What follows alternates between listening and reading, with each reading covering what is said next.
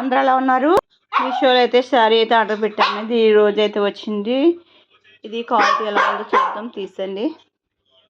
చూడండి మా కుక్కలు అయితే కోల్డ్ వస్తున్నాయని ఎంత వల్ల చేస్తున్నాయండి. తలుపు అయితే వేసి చూడండి వైట్ శారీ అండి. ఈమె ఫ్లవర్స్ ఇచ్చాడు, అంచు ఇది అయితే ఇచ్చాడండి. క్వాలిటీ చాలా బాగుంది, మెత్తగా ఉందండి క్వాలిటీ. చూడండి జాకెట్ అయితే పింక్ కలర్ అయితే ఇచ్చాడండి. ఇదంతా ఇచ్చాడు.